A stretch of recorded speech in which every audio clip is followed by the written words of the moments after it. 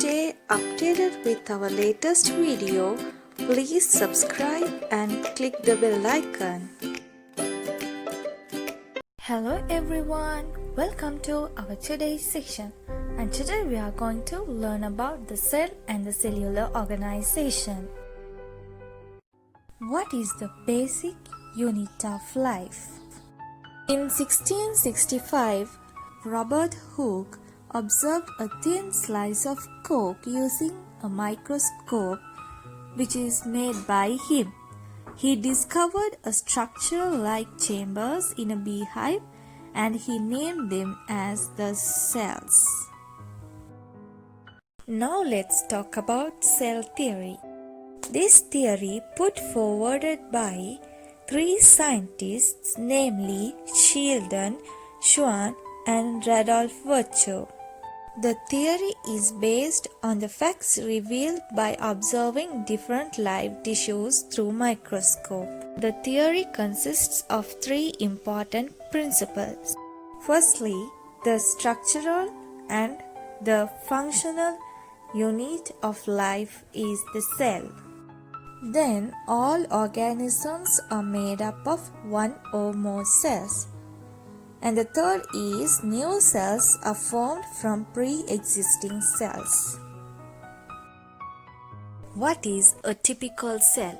A cell prepared by including all the organelles is known as the typical cell. Then here the organelles means the small structures present within the cell to perform different functions. Animal cells as well as plant cells possess different organelles that perform different functions. Here you can see the typical structure of animal cell under electron microscope. Then you can observe the typical plant cell under electron microscope.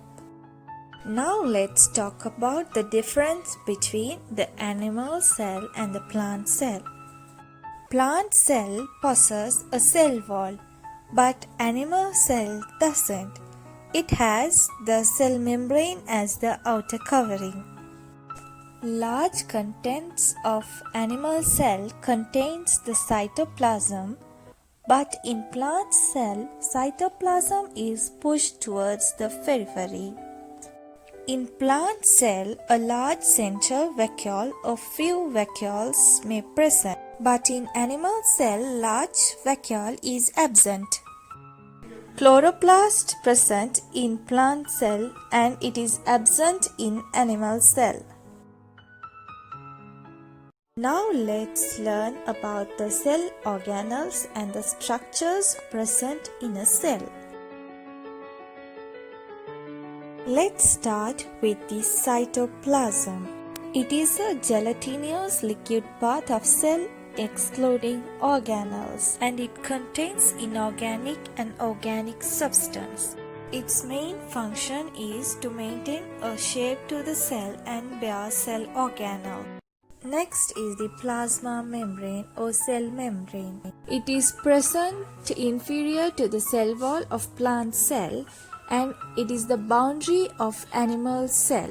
It is a semi-permeable membrane and it's made up of phospholipids and proteins. Its main functions are: it encloses the cell, allows entry of water, ions and some molecules, and controls the entry and the exit of material in and out of the cell.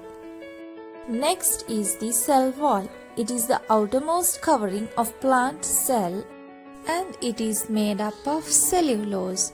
The main functions are to maintain the shape of the cell and support and give protection. Next is the mitochondria.